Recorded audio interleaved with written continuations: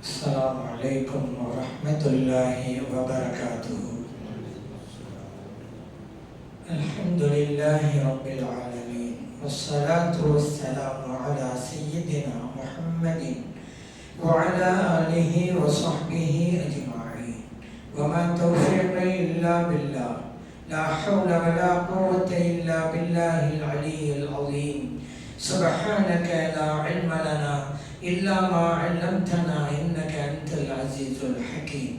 கண்ணியத்துக்குரிய பெரியோர்களே, அன்பார்ந்த சகோதரர்களே, உலகத்தின் பல்வேறு பகுதிகளிலிருந்து இறைவனுடைய இல்லம் காபாவை நோக்கி ஹஜ்ஜை செய்வதற்காக புறப்பட்டு கொண்டிருக்கிறார்கள். அந்த ஹஜ்ஜுடைய காரியங்கள் அனைத்தையும் ஏதோ ஒரு காரணத்தின் அடிப்படையிலும் அல்லது ஒரு வரலாற்று பின்னணியை அடிப்படையாக கொண்டும் தான் அமைந்திருக்கும். ஒவ்வொரு செயலுக்கும் ஒரு காரணமும் இருக்கும். அந்த செயலுக்கு ஏன் இந்த பெயர் வைக்கப்பட்டது என்பதற்கும் காரணம் இருக்கும். ஹஜ்ஜை நிறைவேற்றக்கூடியவர்கள் இஹ்ராமுடைய துணியை அணிவார்கள். நாம் எல்லாம் பார்த்திருக்கிறோம். வெண்ணிற ஆடையை அணிவார்கள். மேலே ஒரு உடை, கீழே ஒரு ஆடை. இது ஆண்களுக்கு மட்டும். பெண்களுக்கு அவர்கள் வழமையா அணிகிற ஆடைகள் தான் இஹ்ராமுடைய ஆடை. ஆண்கள் அணிகிற ஆடைகள் தைக்கப்பட்டிருக்க கூடாது. மேலே ஒரு ஆடை, கீழே ஒரு ஆடை, தைக்கப்படாத ஆடையாக இருக்க வேண்டும். ஆண்களுக்கு சட்டம். பெண்களுக்கு அவர்கள் வழமையாக அணிகின்ற ஆடை தான் இஹ்ராமுடைய ஆடை. இந்த வெண்ணிற ஆடை இஹ்ராமுடைய ஆடை. இதற்கு ஏன் இஹ்ராம் என்று பெயர் வைக்க வேண்டும்? ஒவ்வொன்றுக்கும் ஒரு காரணம் இருக்கும் அல்லவா? இஹ்ராம் என்றால் ஹராம் ஆக்குதல் என்பது பொருளாகும். இங்கே இந்த உடையை அணிந்து அவர் நியத்து வைப்பதற்கு முன்பாக கூடும் என்று இருந்த சில செயல்பாடுகள் கூடாது என்ற நிலைக்கு வந்து விடுகிறது. காரணம், ஒருவர் இஹ்ராமுடைய உடையை தரித்து நியத்து செய்துவிட்டால் அவர் முடிவெட்டக்கூடாது, நகம் களையக்கூடாது, அதே போன்று நறுமணம் பூசக்கூடாது, இல்லறத்தில் ஈடுபடக்கூடாது என்கின்ற சட்டங்கள் எல்லாம் உண்டு. ஆனால் இந்த இஹ்ராமுடைய உடையை அணிவதற்கு முன்பாக இதுவெல்லாம் கூடும் என்று இருந்தது. இஹ்ராமுடைய அணிந்த ஆடையை அணிந்ததற்கு பின்னாலே கூடாது என்று ஆகிவிட்டது.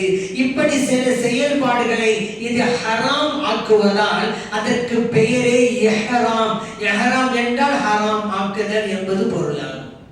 நம்முடைய தொழுகையிலே கூட முதலாவதாக கட்டுகிற அல்லாஹு அக்பர் என்கின்ற தக்பீர் இருக்கிறது அல்லவா, அதற்கு தக்பீரத்துல் இஹ்ராம் என்றுதான் சொல்லுவார்கள். ஏன் ஹராமாக்கும் தக்பீர் என்பது அதோடைய பொருளாகும். அந்த தக்பீரை கட்டுவதற்கு முன்பாக ஆகும் என்ற நிலையில் இருந்த சில செயல்பாடுகள் ஆகாது என்று ஆகிவிடும். உதாரணத்திற்கு, அந்த தக்பீரை கட்டுவதற்கு முன்பாக நாம் உண்ணலாம், பருகலாம், பேசலாம், நாம் விரும்புகிற திசைகளின் பக்கமெல்லாம் திரும்பிக் கொள்ளலாம். ஆனால் அந்த தொழுகையுடைய முதலாவது தக்பீரை கட்டிவிட்டால் உண்ணுவது கூடாது, அருந்துவது கூடாது, மற்றவரிடம் பேசுவது கூடாது, கிபிலா திசை தவிர வேறு திசைகளிலே முன்னோக்க கூடாது.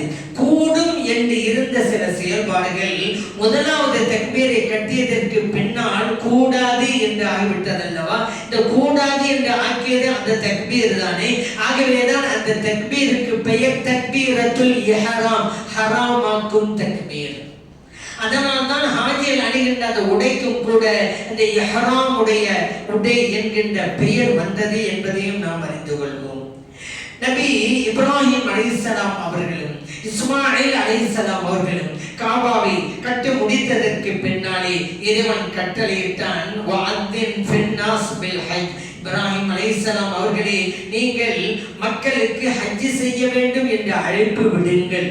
இப்ராஹிம் அலைஹிஸ்ஸலாம் கேட்டாங்க, இறைவனே, நான் இங்கு இருக்கிறேன், ஆனால் மக்களும் உலகத்தின் பல்வேறு பகுதிகளிலே வாழ்ந்து கொண்டிருக்கிறார்கள். நான் இங்கே கொடுக்கக்கூடிய அழைப்பு அவர்களை எப்படி போய் சேரும் என்று கேட்டார்கள். இறைவன் சொன்னான், அழைப்பு விடுக்க வேண்டியது உங்கள் கடமை, அதை கொண்டு போய் சேர்ப்பது எனது பொறுப்பு, நீங்கள் அழைப்பு விடுங்கள் என்றான் இறைவன். இப்ராஹிம் அலைஹிஸ்ஸலாம் அவர்கள் அபூ குபைஸ் என்கின்ற மலையின் மேலே ஏறி நின்று அழைப்பு கொடுத்தார்கள். மக்களே, இறைவன் உங்களுக்கு ஹஜ்ஜை கடமையாக்கி இருக்கிறான், ஹஜ்ஜை செய்வதற்கு வாருங்கள் வாருங்கள் என்னுடைய இல்லத்தை நோக்கி என்று அழைப்பு கொடுத்தார்கள். இதற்கு இப்னு அப்பாஸ் ரலியல்லாஹு அன்ஹு விளக்கம் தருகிறார்கள். அன்று இப்ராஹிம் அலைஹிஸ்ஸலாம் அவர்கள் கொடுத்த அழைப்பிற்கு யாரெல்லாம் பதில் கொடுத்தார்களோ அவர்களுக்கெல்லாம் ஹஜ்ஜி செய்கின்ற வாய்ப்பு கிடைக்கும். ஒரு தடவை லப்பைக் என்று பதில் கொடுத்திருந்தால் அவருடைய வாழ்நாளிலே ஒரு தடவை ஹஜ்ஜி செய்கின்ற பாக்கியத்தை பெறுவார். ஒருவர் லப்பைக் லப்பைக் என்று 2 தடவைகள் பதில் கொடுத்திருந்தால் அவருடைய வாழ்நாளிலே 2 தடவைகள் ஹஜ்ஜி செய்கின்ற வாய்ப்பை பெறுவார். எத்தனை தடவைகள் சொல்லி இவர் பதில் கொடுத்தாரோ அத்தனை தடவைகள் ஹஜ்ஜி செய்கின்ற வாய்ப்பு அவருக்கு கிடைக்கும்.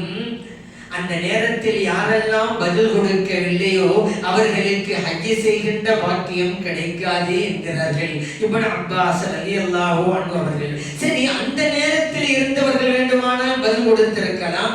இன்றைக்கும் ஹஜ்ஜி செய்து கொண்டிருக்கிறார்களே இவர்களெல்லாம் எப்படி பதில் கொடுத்தார்கள் என்று நீங்கள் கேட்கலாம். இப்னு அப்பாஸ் ரலியல்லாஹு அன்ஹு சொல்றாங்க, இவர்களெல்லாம் கியாமத் நாள் வரைக்கும் வரப்போகிற மக்களில் அவர்கள் ஒன்று தந்தைமார்களின் முதுகன் தண்டிலே இருப்பார்கள் அல்லது தாய்மார்களின் கருவறையிலே இருந்திருப்பார்கள், அங்கிருந்து கொண்டு பதில் கொடுத்திருப்பார்கள் என்று இப்னு அப்பாஸ் ரலியல்லாஹு அன்ஹு அவர்கள் சொல்றாங்க. இந்த அழைப்பை இப்ராஹிம் அலைஹிஸ்ஸலாம் அவர்கள் விடுத்த போது அபூ குபைஸ் என்கின்ற மலையின் மேலே ஏறி நின்றாங்க. இந்த அபூ குபைஸ் மலைக்கு என்ன சிறப்பு தெரியுமா? இந்த உலகத்திலே எத்தனையோ மலைகள், இந்த தமிழ்நாட்டில் எடுத்துக்கொண்டா ஊட்டி மலை, கொடைக்கானல் மலை, சென்னையிலே பல்லாவரம் மலை என்றெல்லாம் இருக்கிறது. உலகம் முழுவதும் மலைகள் உண்டு. அரபு நாடுகளுக்கு போய்விட்டால் சொல்லவே தேவையில்லை. நிலப்பகுதியை பார்ப்பது அரிதாகும். சில இடங்களில் வெறும் மலையாகவே இருக்கும். அவ்வளவு மலைகள் இந்த உலகத்தில் உண்டு. உலகத்திலேயே மிக உயரமான எவரெஸ்ட் சிகரம் அமைந்துள்ள இமயமலை இந்தியாவில் இருக்கிறது. இப்படி எத்தனையோ மலைகள் இருந்தாலும் இறைவன் இந்த மண்ணிலே முதலாக படைத்த மலை அந்த அபூ குபைஸ் மலை தான். ஃபர்ஸ்ட் மலை அதான்.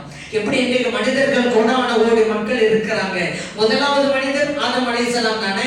அந்த மாதிரி இந்த மண்ணில் உதித்த முதல் மலை அபூ குபைஸ் மலை. அந்த சிறப்பு அதற்கு உண்டு. அந்த மலையிலே ஏறி நின்றுதான் இப்ராஹிம் அலைஹிஸ்ஸலாம் அவர்கள் பதில் கொடுத்தார்கள். அந்த மலைக்கு இன்னொரு சிறப்பும் இருக்கிறது. வெள்ளப்பெருளம் ஏற்பட்ட போது ஹஜ்ருல் அஸ்வத் கல்ல அல்லாஹ் அந்த மலையில வச்சுதான் பாதுகாத்தான். இப்ராஹிம் அலைஹிஸ்ஸலாம் அவர்கள், இஸ்மாயில் அலைஹிஸ்ஸலாம் அவர்கள் காபாவை கட்ட முடிச்சிட்டாங்க. ஹஜ்ருல் அஸ்வத் கல்ல அங்க பறிக்கணும். எங்க இருக்குது ஹஜ்ருல் அஸ்வத் கல்லு? வெள்ளப்பெருளத்திலே தான் எல்லாம் இல்லாம போச்சுல. அல்லாஹ் சொன்னா அபூ குபைஸ் மலைக்கு போக அங்க இருக்குதுன்னு. இஸ்மாயில் அலைஹிஸ்ஸலாம் அங்க போனாங்க, அந்த கல்லை எடுத்து வந்தாங்க. இப்போது இருக்கிற இடத்திலே அதை அமைத்து வைத்தார்கள். இந்த மலை இவ்வளவு சிறப்புக்குரியது என்று நாம் சொன்னோம் அல்லவா? எங்கெங்க இருக்குது? எல்லாம் நாங்களாம் ஹஜ்ஜுக்கெல்லாம் போயிட்டு வர்றோம், உம்ராக்கெல்லாம் போயிட்டு வர்றோம். இந்த அபூ குபைஸ் மலை எங்கெங்க இருக்குது அப்படின்னு நீங்க எல்லாம் கேட்கலாம். ஒண்ணு இல்லை, இந்த சஃபா மர்வா என்ற 2 மலைக்குன்றுகள் இருக்கிறது அல்லவா? அந்த சஃபாவுக்கு பக்கத்துல தான் இருக்கு. சஃபா மலை அந்த குன்று பள்ளிவாசலுக்குள் இருக்கிறது. அபூ குபைஸ் மலை பள்ளிவாசலுக்கு வெளியே இருக்கிறது. ஆனா அதை நீங்க இப்ப பார்க்க முடியாது. அந்த மாதிரி வச்சு விட்டாங்க இந்த ஆட்சியாளர்கள். காரணம் தெரியுமா? அதான் ஃபர்ஸ்ட் மலை, புனிதமான மலை. சொல்லவா வேணும் நம்ம மக்களுக்கு? எதெல்லாம் புனிதமோ அங்க போய் ஒன்று கூடிடுவாங்க. நீங்க அரபாவுடைய மைதானத்துல ஜபலுர் ரஹ்மா அப்படின்னு ஒரு மலை இருக்குது. அங்க போனீங்கன்னாக்கா ஒரே மனித மலை என்று சொல்கிற அளவுக்கு மனித தலைகளாகவே இருக்கும். மலையை பார்க்க முடியாது, மனித தலையை பார்க்கலாம் அவ்வளவு. ஏன்னா புனிதமான மலை எல்லாம் யாரும் உட்காந்துக்கிறாங்க. அப்படின்னா அபூ குபைஸ் மலைக்கு என்ன ஆகும்? அதனால இந்த ஆட்சியாளர் என்ன பண்ணாங்க, கீழே அப்படியே மலையை விட்டுட்டு மேல பில்டிங் கட்டிட்டாங்க. இன்னைக்கு கீழே அந்த மலையை இன்னைக்கு பார்க்கலாம். ஆனா விவரம் தெரிந்தவர்களுக்கு தான் இந்த அபூ குபைஸ் தெரியும். அங்க இருக்கக்கூடிய அலுவலர்கள் போய் அபூ குபைஸ் மலை எங்க இருக்கு அப்படின்னு கேளுங்க, தெரியும் ஆனா சொல்ல மாட்டாங்க. கபிரிஸ்தானுக்கு போனான்னு சேர்த்தான ஜன்னத்துல் பக்கீக்கு இது யாருடைய கபரி தெரியும். அங்க ஒரு ஆள் நிற்பாரு சிவப்பு தொண்டை போட்டுக்கிட்டு, யாருங்க? அஸ்ஸலாமு அலைக்கும் சொல்லிட்டு போங்க, ஏன் யார் எவ்வளவு கேட்குறீங்க அப்படின்னு தத்துவம் பேசுவார் அவரு. என்ன இந்த மாதிரி தெரிந்தாலும் சொல்ல மாட்டார்கள். இப்ப நீங்க போகலாம் சஃபாவுக்கு, வெளியில கூட மலை, கீழே மலை தெரியும், மேல பில்டிங் இருக்கும், அதான் அபூ கபீஸ் மலை. அப்ப மலையையும் பாருங்க, அந்த பள்ளி வாசலை விரிவடைய செய்ய வேண்டும் என்பதற்காக சுற்றியுள்ள மலைகளை எல்லாம் இடித்து கட்டம் கட்டிக்கிட்டே இருக்கிறாங்க பாத்தீங்களா. ஆனா சஃபாவுக்கு பக்கத்தோட மலை யாரும் இடிக்கலையே, அபூ கபீஸ் மலையாச்சு. அந்த மலையை பாதுகாக்கவும் செய்ய வேண்டும், மக்களுடைய அந்த கூட்டத்திலிருந்து பாதுகாத்துக் கொள்ள வேண்டும்ங்கிறதுனால அந்த மாதிரி ஐடியா பண்ணி மேல பண்ணி கட்டி வச்சிருக்காங்க. மலையை வச்சு பாதுகாக்கிறான்னு வைங்க. அதே போல உள்ளு காபா இருக்கிறது. காபாவில் நாம எல்லாம் தவாப் செய்வோம். ஹஜ்ஜை நிறைவேற்றக்கூடியவர்களும் உம்ராவை நிறைவேற்றக்கூடியவர்களும் தவாப் செய்வார்கள். அந்த தவாப் செய்கின்ற போது நீங்கள் பார்த்தீர்களா, தவாப் செய்பவர்களுக்கு இடது பக்கத்தில் தான் காபா இருக்கும். நம்முடைய மார்க்கத்துல எந்த ஒரு செயலை செய்தாலும் வலது பக்கத்தை கொண்டு செய்வது என்பது சிறப்பு. ஆகவேதான் நபி ஸல்லல்லாஹு அலைஹி வஸல்லம் சொன்னாங்க, நீங்க தலையை வாருவதாக இருந்தாலும் சரிதான், வலது பக்கத்தை கொண்டு தொடங்குங்கள். நீங்கள் முடிவெட்டுவதாக இருந்தாலும், மொட்டை அடிப்பதாக இருந்தாலும் வலது பக்கமாக தொடங்குங்கள். நபி ஸல்லல்லாஹு அலைஹி சொல்றாங்க, நீங்க உடையை அணிகிறீர்களா வலது பக்கம், செருப்பு அணிகிறீர்களா வலது பக்கம், இப்படித்தான் வலதை உட்படுத்த வேண்டும் என்று சொன்னார்கள் நபிகள் நாயகம் ஸல்லல்லாஹு அலைஹி வஸல்லம் அவர்கள். ஆனால் அங்கே காபாவை சுற்றும் போது சுற்றுபவர்களுக்கு இடது பக்கமாகத்தான் காபா இருக்கிறது. வலம் வருவதல்ல, இடம் வருவதுதான். இடமாகத்தான் சுற்றி வரும். இடதுதான் காபான்னு சொன்னா இப்படித்தான் மக்கள் சுற்றிக்கிட்டே வருவாங்க. அப்ப சுற்றக்கூடியவங்க இடது பக்கமா தான் இருக்கும். எல்லாவற்றிலும் வலது தானே, இங்க மட்டும் இடதுன்னு சொன்னா ஒரு காரணம் இருக்கும் அல்லவா. எந்த ஒரு அமலும் காரணம் இல்லாமல் அமையவில்லை நம்முடைய மார்க்கத்தில். இங்கே இறைவன் ஒரு தத்துவத்தை சொல்லி தருகிறான். இமாம் கஸ்ஸாலி ரஹ்மத்துல்லாஹி அலைஹி அவர்கள் சொல்லி காட்டுகிறார்கள், ஒவ்வொரு மனிதனுடைய உள்ளமும் இறைவனுடைய இல்லம். அந்த உள்ளம், இறைவனுடைய இல்லம் மனிதனுக்கு இடது பக்கமாகத்தானே இருக்கிறது, கல்வி இடது பக்கமாகத்தானே இருக்கிறது. ஆகவேதான் அவர் இடது பக்கமாக சுற்றி வந்தால் உடலுக்குள் இருக்கிற இறை இல்லமும் வெளியே இருக்கிற இறை இல்லமும் ஒரே திசையிலேயே இருக்கும். ஆகவேதான் இடமாக வலம் வருவது என்கின்ற விளக்கத்தை இமாம் கஸ்ஸாலி ரஹ்மத்துல்லாஹி அலைஹி அவர்கள் கொடுப்பார்கள். இன்றைக்கு நவீன அடிப்படையில் சிந்தித்து பார்த்தால் கூட இறைவன் ஒரு தத்துவத்தை, அறிவியல் தத்துவத்தை நமக்கு எடுத்து கூறுகிறான். காரணம், இந்த உலகத்தில் இருக்கிற கோள்கள் எல்லாம் இயங்கிக் கொண்டுதானே இருக்கின்றன, சுற்றி கொண்டுதானே இருக்கின்றன. பூமி தன்னைத்தானே சுற்றி கொண்டு சூரியனையும் சுற்றி வருகிறது. இது அல்லாமல் செவ்வாய், வியாழன், எத்தனையோ கோள்கள் உண்டு, சனி கோள்கள் உண்டு. இந்த கோள்கள் எல்லாம் அந்த சூரியனை சுற்றி வருகிறது. சூரிய குடும்பம் என்று சொல்வார்கள். இந்த கோள்கள் எல்லாம் சூரியனை மையமாக கொண்டு சுற்றி வருவதால் இந்த கோள்கள் எல்லாம் சூரிய குடும்பம். சரிங்க, எப்படி சுற்றி வருகிறது என்று சொன்னா, நாம காபாவை சுற்றி வருகிறோம் அல்லவா, அந்த அமைப்பில் தான். இதுதான் சூரியன் என்றால் பூமி சுற்றி வருகிறது அல்லவா, இப்படித்தான் சுற்றி வருகிறது. பூமிக்கு இடது பக்கத்தில் தான் சூரியன் இருக்கிறது. இறைவன் அப்படித்தான் இந்த பிரபஞ்சத்தை இப்படித்தான் இயக்கிக் கொண்டிருக்கிறேன் என்பதை புரிந்து கொள்ளுங்கள். ஆகவே அந்த அமைப்படி அந்த இல்லத்தை சுற்றி வாருங்கள் என்று இறைவன் அமைத்து வைத்து விட்டான். அந்த காபாவிலே ஹஜருல் அஸ்வத் என்கின்ற கல் இருக்கிறது. ஹஜருல் அஸ்வத் என்றால் என்ன பொருள்? ஹஜர்னா கல்லு, அஸ்வத்னா கருப்பு. ஹஜருல் அஸ்வத் கருப்புக்கள், அதுதான் அர்த்தம். கரிங்கள் என்று கூட சொல்லுவாங்க, கருப்புக்கள். ஏன் இது கருப்புக்கள்? காரணத்தை அடிப்படையிலே தான். இந்த கருப்புகளின் நிலை என்ன? ஆரம்பத்துல கண்மணி நாயகம் ஸல்லல்லாஹு அலைஹி வஸல்லம் சொன்னாங்க, இந்த ஹஜருல் அஸ்வத் கல் இருக்கே, சொர்க்கத்திலிருந்து வந்த கல். அந்த கல் வருகின்ற போது வெண்ணிறமாக இருந்தது, பாலை விடவும் வெண்ணிறமாக இருந்தது. மக்களுடைய பாவங்களை சுமந்து சுமந்து கருநிறமாக மாறிவிட்டது என்றார்கள் நபிகள் நாயகம் ஸல்லல்லாஹு அலைஹி வஸல்லம் அவர்கள். திருமீதியிலே பதிவு செய்யப்பட்ட ஹதீஸ். இது கருநிறமாக மாறியதால் தான் ஹஜருல் அஸ்வத், கருப்புகள் என்ற பெயர் வந்தது. ஆரம்பத்தில் அப்படி இல்லை. ஒருவர் இந்த ஹஜருல் அஸ்வத் கல்லை தொடுகிறார் என்றால் சொர்க்கத்து பொருளை தொடுகிறார். அதை பார்க்கிறார் என்றால் சொர்க்கத்து பொருளை பார்க்கிறார். அந்த கல்லை ஒருவர் முத்தமிடுகிறார் என்றால் சொர்க்கத்து பொருளை முத்தமிடுகிறார். ஹாஜிகளுக்கும் உம்ராவை நிறைவேற்றக்கூடியவர்களுக்கும் இத்தகைய நற்பெயர் கிட்டுகிறது என்பதையும் நாம் அறிந்து கொள்வோம். அதே போல அங்கே மகாமி இப்ராஹிம் என்கின்ற இடம் இருக்கிறது. ஒரு கல் தான். மகாம் என்றால் நின்ற இடம். இப்ராஹிம் என்றால் இப்ராஹிம் அலைஹிஸ்ஸலாம் அவர்கள் நின்ற இடம் மக்காம் இப்ராஹிம். ஒரு கல்லுக்கு பெயர் அது. அந்த ஏன் இப்ராஹிம் அலைஹிஸ்ஸலாம் நின்றாங்க, அதனால பேர் அப்படி வந்துச்சு. எப்ப நின்றாங்க? காபாவை கட்டுனாங்கல்ல, அப்ப அந்த கல்லுக்கு மேல ஏறி நின்று தான் அந்த காபாவையே கட்டுனாங்க. அந்த கல்லுக்கு என்ன சிறப்புன்னு சொன்னா, தவாஃப முடிச்சு விட்டு 2 ரக்காத்து தொழுவனுங்க. இது ஹனஃபி மதஹ்புல வாஜிப், ஷாஃபி மதஹ்புல சுன்னத். அந்த 2 ரக்காத்து தவாஃபுடைய தொழுகை 2 ரக்காத். எங்க வேண்டுமானாலும் தொழலாம் தானே. இறைவனை தொழுவதற்கு இடம் இருக்கிறதா? மண்ணுலகம் முழுவதும் என் உம்மத்தினருக்கு மஸ்ஜிதாக ஆக்கப்பட்டிருக்கிறது என்றார்கள் நபிகள் நாயகம் ஸல்லல்லாஹு அலைஹி வஸல்லம் அவர்கள். புகாரிலே பதிவு செய்யப்பட்ட ஹதீஸ். அப்படியானால் அந்த பள்ளியிலும் கூட, மஸ்ஜிதுல் ஹராம் பள்ளியில் கூட எங்கு வேண்டுமானாலும் தொழலாம் தானே. ஆனால் இறைவன் சொல்லுகிறான், தவாஃபுடைய தொழுகையை மக்காம் இப்ராஹிம் கல் இருக்குதுல, அங்க வந்து தொழுங்க. வத்தஹது மின் மகாமி இப்ராஹிம முஸல்லா. மகாமி இப்ராஹிம் இருக்கிற இடத்தை நீங்கள் தொழும் இடமாக ஆக்கிக் கொள்ளுங்கள் என்கிறான் இறைவன். அப்படி ஒரு சிறப்பு அந்த கல்லுக்கு இருக்கிறது. அந்த கல் இன்னைக்கு நீங்க பார்க்கலாம், கண்ணாடி போட்டு தான் மூடப்பட்டிருக்கிறது.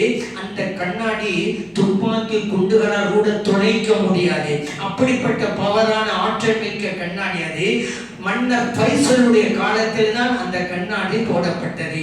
இப்போது நீங்க அந்த கண்ணாடி வழியாக அந்த கல்லை பார்க்கலாம். ஆச்சரியம் என்ன தெரியுமா? இப்ராஹிம் அலைஹிஸ்ஸலாம் அவருடைய கால் பாதம் அதிலே படிந்திருக்கிறது. நாம் மணலிலே நடந்தால் கால் பாதம் பதியும்.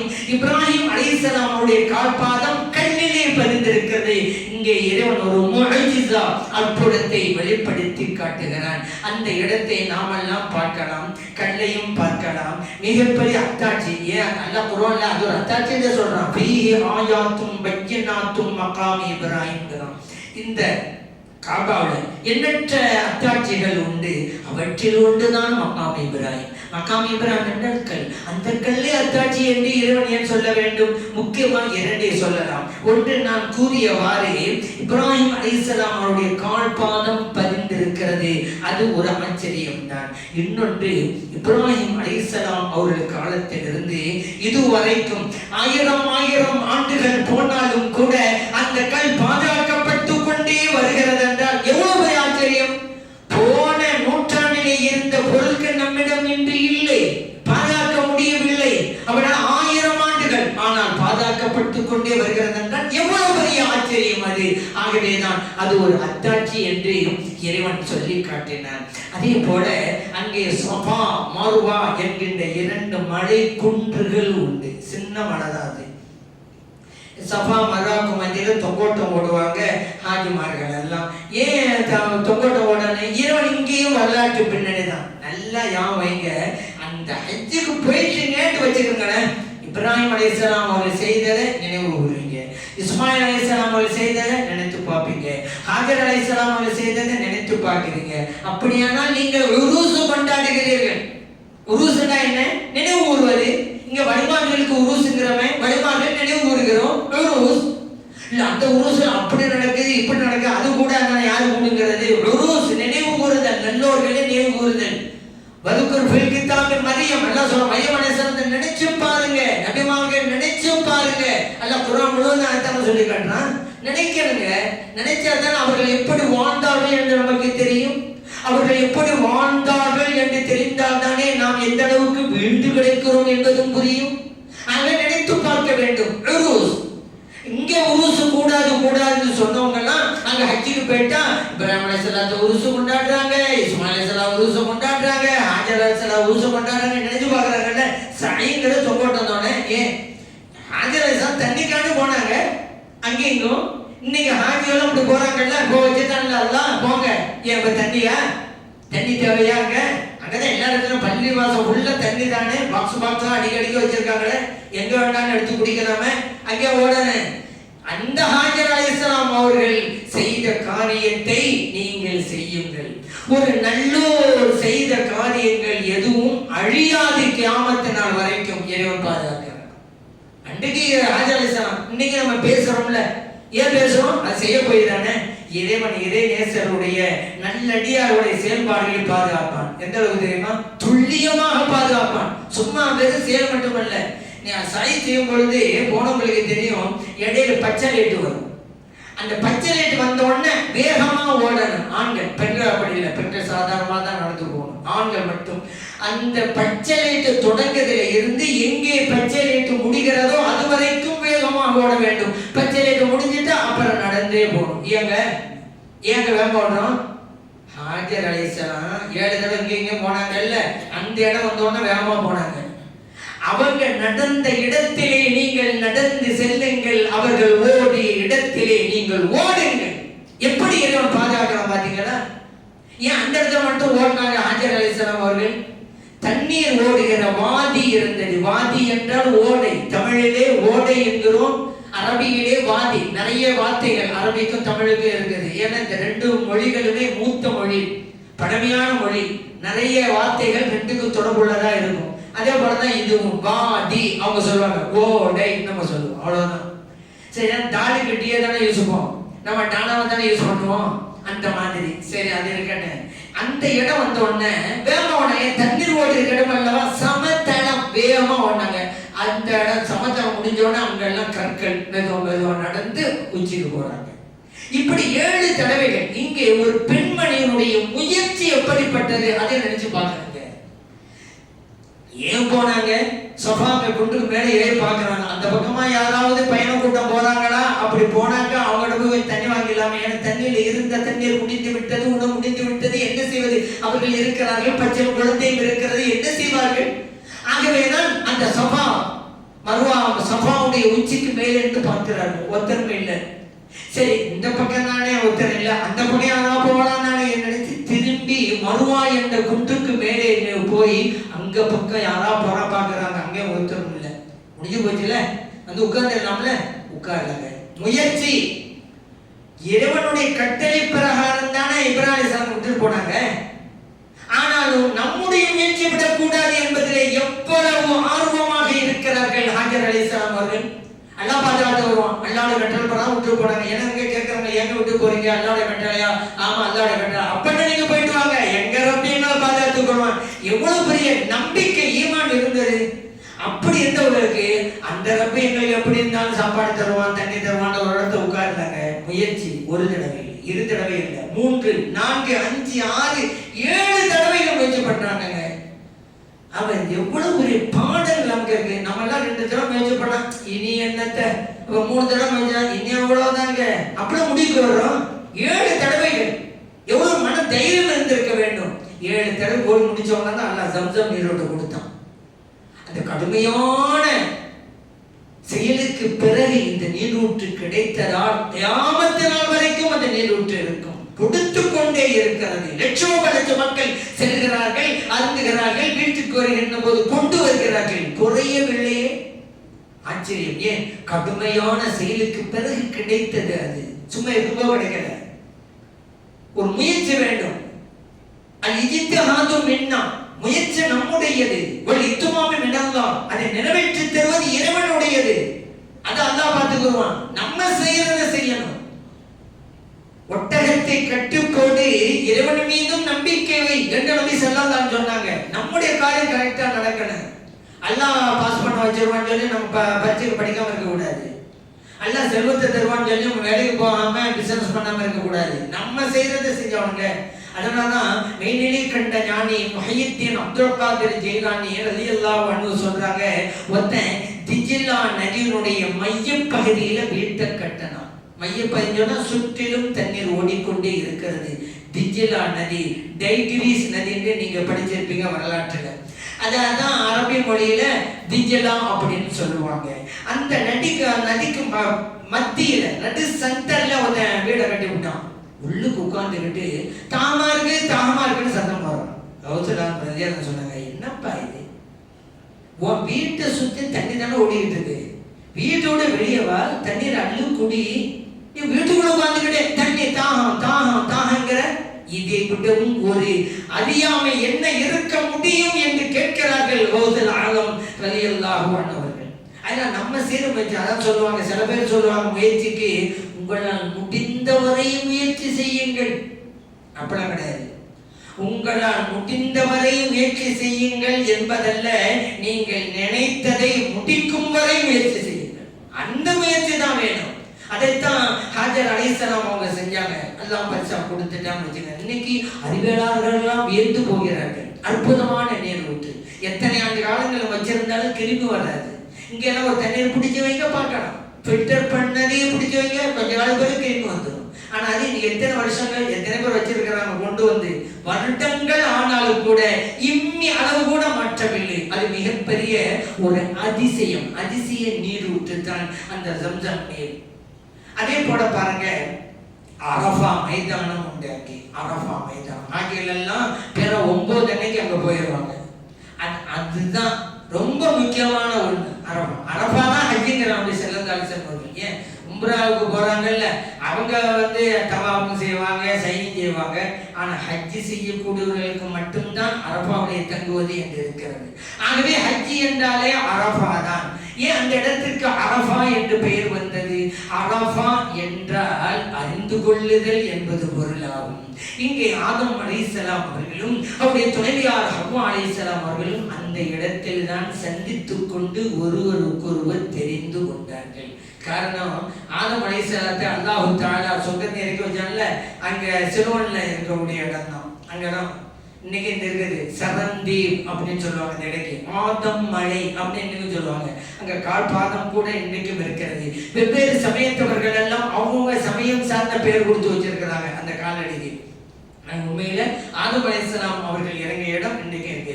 சரி, ஹவ்வா அலைஹிஸ்ஸலாத்தை அல்லாஹ் இன்னைக்கு ஜித்தா இருக்குதுல அங்க இறக்கி வச்சான். மக்காவுக்கு அருகிலே இருக்கக்கூடிய துறைமுக நகர், அதுதான் ஜித்தா. அங்கதான் ஏர்போர்ட்ல போறாங்கல்ல, எல்லாம் ஜித்தாவில் இறங்கி அங்கிருந்து தான் பஸ்ல போவாங்க. அது கடற்கரை நகரம் தான் அது. அங்கதான் அவங்க இறக்கப்பட்டாங்க. இன்னைக்கு அவங்களுடைய கபர் அங்கதான் இருக்கிறது. மக்பரத்து உம்மினா ஹவ்வா, அந்த கபர்ஸ்தானுக்கு பேரு நம் தாய் ஹவ்வா அலைஹிஸ்ஸலாமுடைய கபர்ஸ்தான். அவங்க தான் பேர் வச்சிருக்காங்க, போர்டே எழுதப்பட்டிருக்கும். அவங்களுடைய கபரும் அங்கதான் இருக்கிறது. ஜித்தாவுக்கு போகக்கூடியவர்கள் அந்த கபருக்கு சென்று ஜியாரத்தும் செய்து வருகிறார்கள். சரி, இரு துருவங்களாக நிறைவேற்றப்பட்டாங்கல்ல. ஜித்தான்னு பேர் வந்தது அதனால தானே. ஜித்தான்னு சொல்றோமே, நமக்கு ஹவ்வா அலைஹிஸ்ஸலாம் யாரு? பாட்டி. பாட்டிக்கு அரபு மொழியில ஜத்தா, ஜத்தாண்டா பாட்டி.